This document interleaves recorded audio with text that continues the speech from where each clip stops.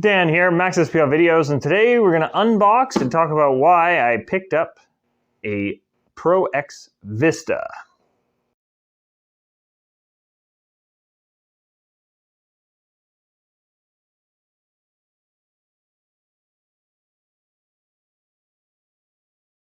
So, what the heck is in here? Well, this is a Pro X Vista DJ booth. I went for the black one. I know some people are like white or nothing, black or nothing. I like white and black. A bunch of my other stuff is white, a bunch of my other stuff is black. I'm good with it.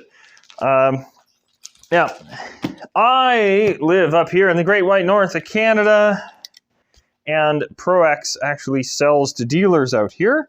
I did buy this from another store versus I try to order things through my personal suppliers whenever I can, but I am not a Pro X dealer. So this one was bought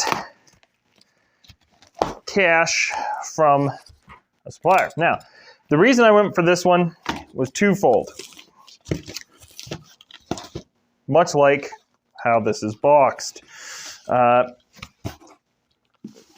Pro X, being able to get through a local dealer, I was able to get it at a decent price.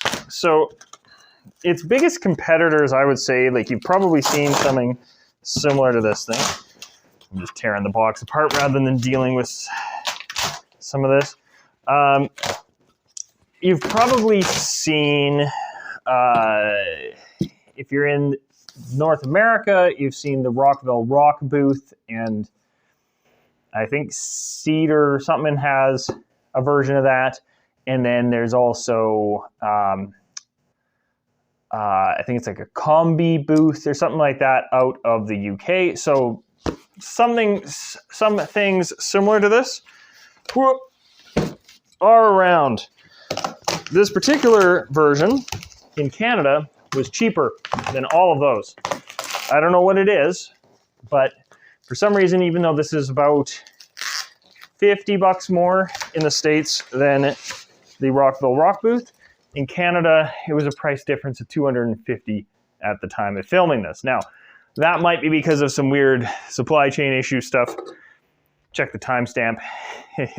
Your mileage may vary.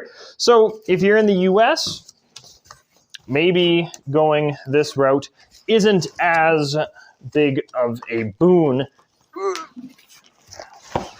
compared to just ordering a Rockville Rockbooth. But for me, this was worth it. Paid about $500 for it, and yeah, like I said, the for some reason, due to some weird trick of the exchange rate, getting the Rockville one would have been more. And I don't know exactly why, but Rockville, they're no longer shipping to Canada, probably because, again, border issues at the time of filming. But when they were, it was exorbitant. It was going to be like, yeah, we'll sell you it for 300 bucks, but we'll charge you like 200 bucks shipping. So ordering this through a local store that wasn't mine was definitely worth it. Now, I will say, even before I get this thing cracked open, the Rockville and its variants that are out there have some distinct advantages. One of the big things I like about the Rockville one, and yet is one of the reasons I went for this one, the Rockville one has a split down the middle that lets you leave the scrims on when you box it up. This one, I'm gonna have to take the scrims off every time I tear it down. Not a big deal. And from what I hear about Pro X's quality of Velcros and stuff, I shouldn't be too concerned. But some of those cheaper booths out there, you don't want to be taking cheap Velcro on and off, on and off, on and off too much, because it just starts to wear out. I do like that this comes in this very, very nice bag. Good job on that, Pro X. Hopefully this is all in frame. I might back up a little. It's the trick of having nobody behind the camera and doing this myself. So, first time getting, don't fail me now, zippers. Oh, I see. It's just right around that corner there. There we go. That'll break in. Same problem on this side. That happens on, as I'm sure most of you are aware, on zippers, where sometimes those corners, after they've been sitting for who knows how long in a warehouse, it kind of stuff. So, like I said, this one here has these scrims separate. See, I mean, with the Rockville ones and with some of the other companies, you can't, or you can rather, leave them on.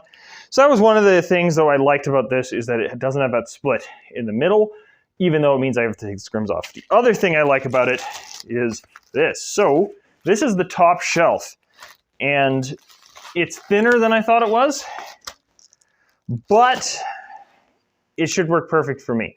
I do a lot of small gigs scattered around between some bigger ones now, and having that top shelf there, in theory, I'll have to see how it looks, but I will be able to put a couple moving headlights on this top shelf without getting in the way of any of my equipment, and I kind of dig that. It even has cable management holes through here. I think that's even what this was intended for, and if I don't, then I just don't bring this. Also works well if you've got, say, issues with your wireless microphones. Well, there you go. Put it on the top shelf there. All right, this is the lower shelf. It's got some decent weight to it, but nothing too crazy. Yeah. Now, the reason I purchased one of these in general, right? I've been talking a lot about why I bought this instead of something else, is the last couple gigs I had last summer, it was just a pain hauling in both my DJ facade, which takes up more space than this does, because mine's like a homemade one with wood and junk, and then getting my table and everything hauled in, because I do love my quick lock table, and I will be keeping that for future events, but this is going to be replacing it. So there's my scrims in here. Whew, that's probably going to be comfy on the microphones. I'm using a lav mic today, so hopefully I don't sound too bad. If it sounds horrendous, then you're hearing the camera audio, which, given that I've actually got sound treatment in here, other than the fact that some of my ballasts need replacing in this studio space here, hopefully the audio is good. Sweet. All right, well, let's tear into this thing. Again, I quite like that bag. It's going to end up taking up less space than my old rig on its own. And here is the booth itself. So let's get this thing unpacked.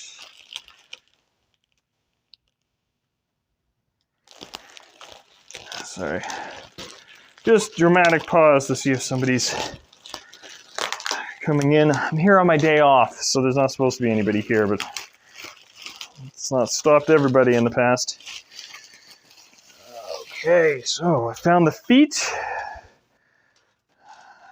I have not found the manual. I'm sure there is one somewhere in here. Might be in with this. I'm just tightening them all in. They seem to be height adjustable, which is nice. Get them all tightened up and then adjust from there. Cool. So you can, on a floor like this one, which you might have noticed if you've got, ooh, that is slippery on the bottom, as those are plastic feet instead of rubber. You may have noticed that my floor is not what we would call level. Hey, I found the manual, and it does say, hey, adjust your feet. I mean, I'm glad they put a manual in there, but it is as rudimentary as I would have expected it to be, of take it out, put it out, you're done. Ooh, those are nice bags. Good job. That's another thing I like about this one versus some of the no-name brand ones you may find out there, is they specifically tell you that, hey, you shouldn't wash your scrims in bleach or other harsh chemicals and stuff because they are slightly fire resistant. Wouldn't put an open flame next to them, but they'd be safer than some things. So, again, who needs manuals, especially on something like this? I quite like this. So this would double as a facade if you wanted to fan it out like that, but I'm going to be using it like so. And it's kind of that simple. Now, as you can see, there isn't that pillar in the middle. So if I was just using this as is, grab the middle shelf here. So again, the top shelf is essentially optional. This is optional here if you wanted to use a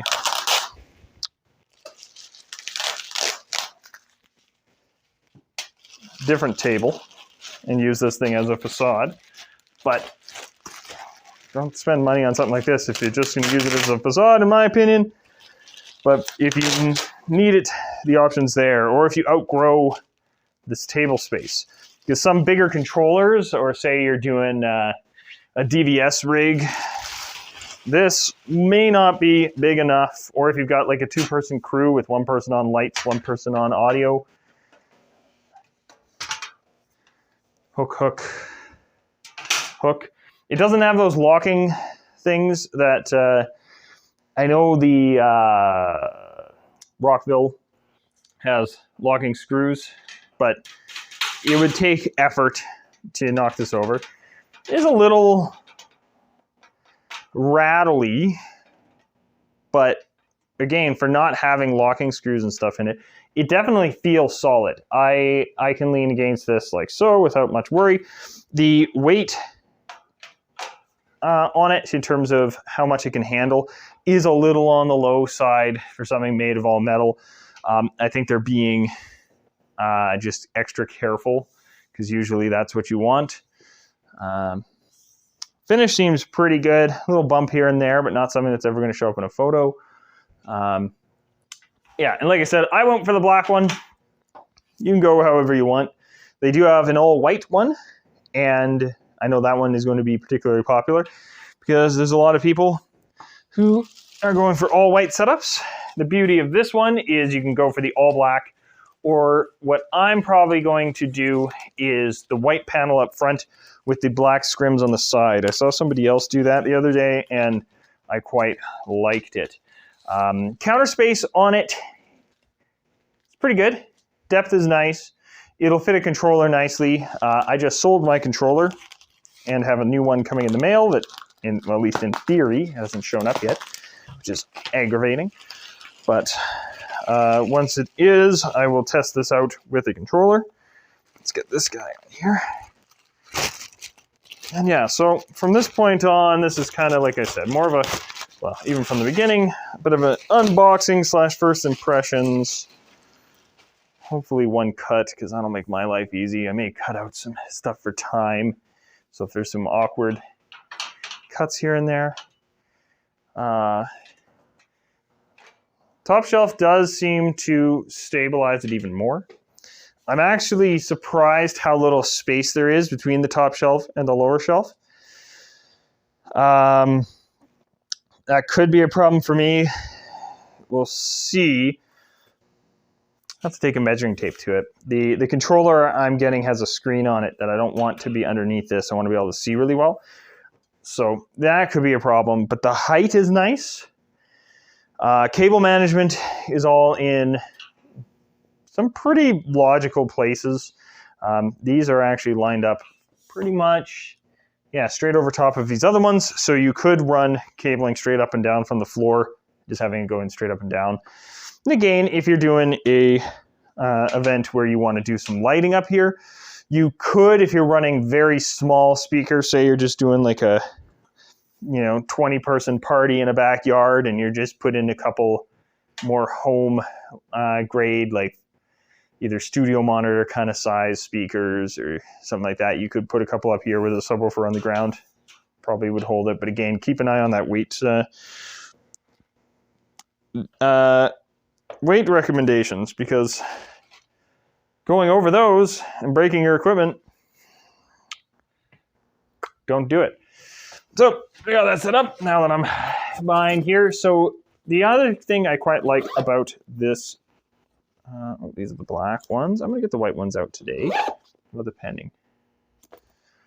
Checking how clean my hands are.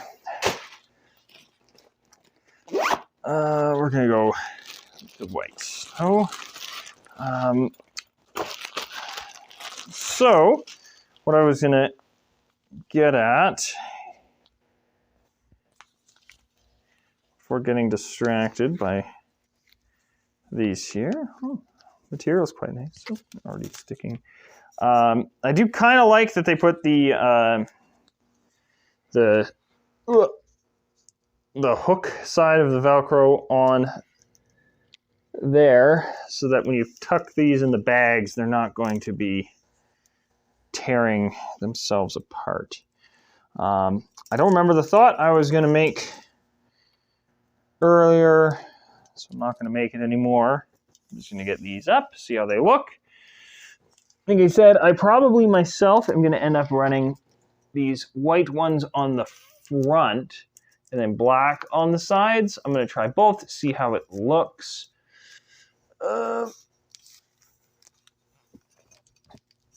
There's a little bit of stretch to these, but it's not too stretchy. And they're not relying too much on the stretch either, which is kind of nice.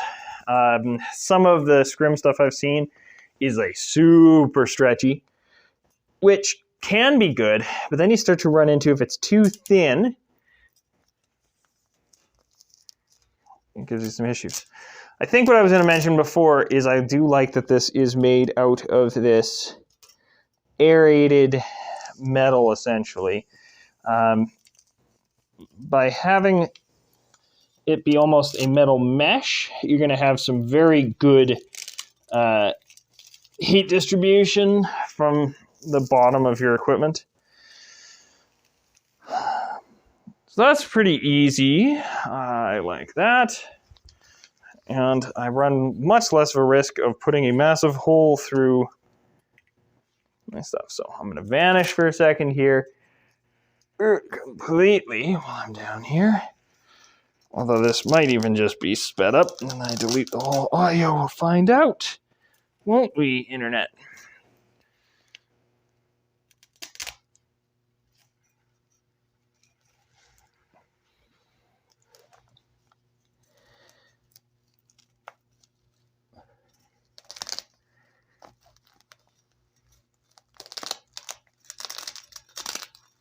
Okay, so that's easy enough. Like, thankfully, as a somebody who often does a one-man show, that was easy enough. And once I get a little more of the feel for everything, I can adjust that bottom one down a little more. But once I get a bit more of a feel for everything, this thing will get set up super fast. Something you can't see that I also dig about this one. So, like I said, there's no crease down the center other than right at the top here. So we've got a nice, just uniform line. Can I bring it back far enough? I may have to tilt it. So you might be able to see at the bottom there, there's a little bit of that mesh across the bottom. So it doesn't go all the way down to the floor, which I kind of like. I've seen a lot of these that have, you know, that 3/4 inch little gap there, and that's it. And then the lights that you put under it, you tend to get a bit of a hot spot from that. So I've got a bar light on order. I am kind of worried because it's supposed to be about half an inch too wide compared to this booth. But I will see when it comes in if it fits perfectly or if I've got to modify things a little bit. But overall, I'm pretty happy with this. It's got a good size. The height for the counter is nice. So if you're used to DJing on a folding table that's more of that banquet style, I can't remember the inches anymore. This is going to feel quite a bit better than that. You could put your laptop just straight up here. So that's nice as well, because again, we've got our things here. I'm going standalone, so I won't be using it for that. That's the only thing I'm worried about with this top shelf, is if the standalone controller I have is a little too big.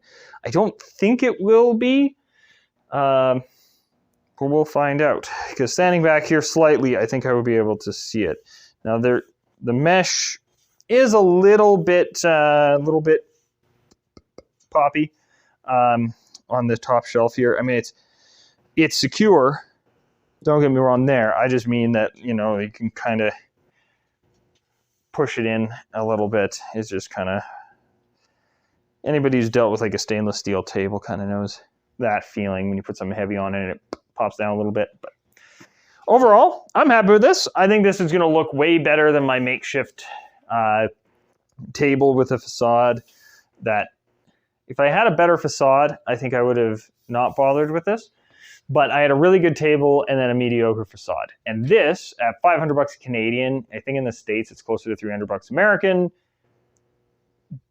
Quick Google search, you'll know how much it is. This was less expensive than most of the facades I was looking for. And it can double as one. Converting it to a facade is this simple. I just take these, I set them down somewhere where they're not going to carve up my recently waxed floor.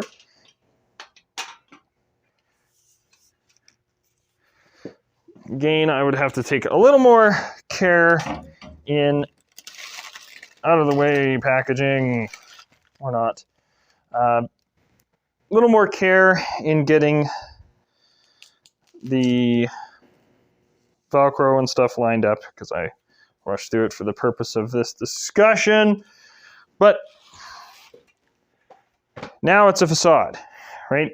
I can put my other table behind it, and it'd be pretty sturdy for that, just due to its metal construction, right? Even folding it out this far, it's easy to push forward. It's got very little to push back.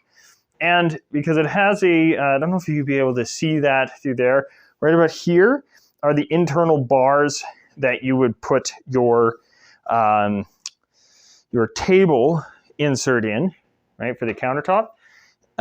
What you could do if you wanted to use this just as a regular old facade is just, Velcro tie or zip tie that to, if you've got the quick lock table like I have, that's covered in holes, right? Easy enough to strap this to it, because again, it wants to push forward if I try. It's not going anywhere if I push back other than folding. So pushing back, it wouldn't fall over. If somebody comes and leans on it, you got a problem, which is one of the problems I have with facades. I deal with a lot of weddings. I deal with a lot of weddings in tight quarters. And that's one of the other things about a booth versus the facade, is I had a lot of people that instead of coming up and talking to me here, they would walk all the way around over top of all my cabling, all that stuff. Yeah, so first impressions, pretty darn good. I've got a wedding show hopefully next month that I'm going to show it off at and get some stuff rigged up on it to try a couple things out. So proper review coming in the future. I don't have any gigs booked till the summer, just because, well, variety of reasons. Again, check the timestamp, and I think most of you will understand. But I'm happy with this thing. I think it's going to serve dual purpose quite well for what I want to do.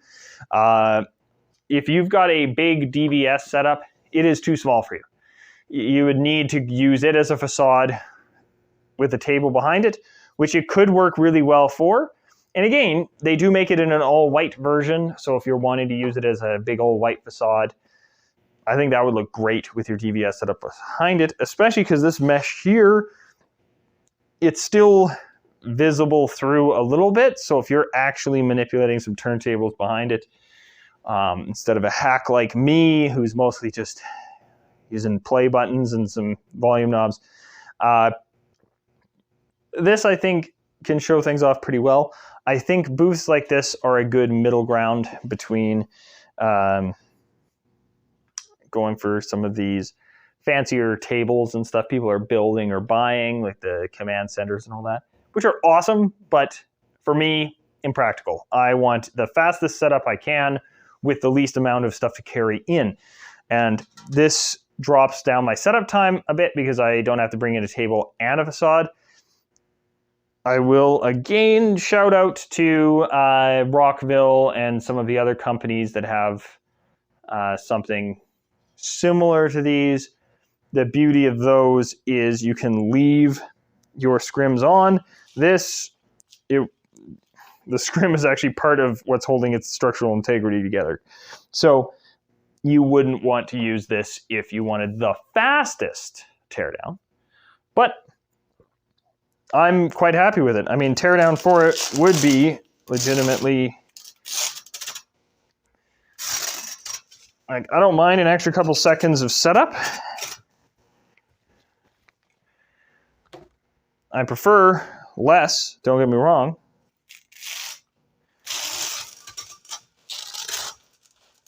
Oop.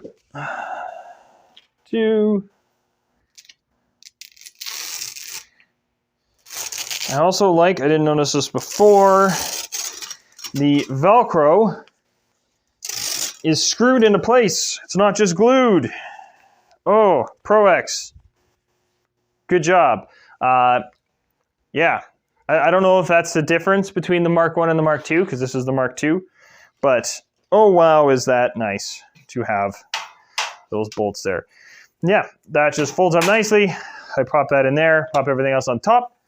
We're good to go. Again, the bags are quite nice. The zipper was giving me a little bit of grief, but keep an eye out for the final review, and I have a strong suspicion it's just because it's at the corner and had been unused for the longest time. But yeah, shout out to Pro X. This thing's awesome. Like I said, bought and paid for with my own money, so sweet. And yeah, they check with your local dealer if they carry any of the Pro X cases and stuff. Even if they don't have this particular unit in stock, they can get it. Any Pro X dealer is a Pro X dealer, as far as I can tell. They're not separate lines of like, oh, well, they carry our cases but not our DJ stuff. I looked into being a Pro X dealer, and for my store and my location, it didn't make sense. Even though they make great product, I just don't sell enough cases. And from what I can tell, as long as you are a dealer of theirs, you can get these in. So talk to your local dealer. They are available online, so there's that. But, you know, like I said, one of my local dealers was able to bring this in for me. It wasn't on their website. It wasn't in their product catalog, but they sent an email out. Pro X said, yeah, we can send you one. Here's how much it costs. So anyway, now I'm just rambling. Full review coming later, but that has been the unboxing and first impressions of the Pro X Vista Mark II. I don't know what the difference is between them. Couldn't tell you. Never had the first one. But overall, I'm looking forward to using this thing. It's going to cut down some of my setup time. It's going to make me look a little more professional. The only thing is that top shelf. You're going to have to find out if that's going to suit your particular controller and or setup. I wouldn't be able to use the top shelf with it if I did decide to go DVS, which I'm thinking about in the future just for the fun of it, even if it is just for me here at the shop and just learning a bit of that stuff, but your mileage may vary. But again, this is Dan, Max SPO Videos, and yeah, like, subscribe, all that stuff. What is my camera telling me? Maximum recording time reached. I babble too much.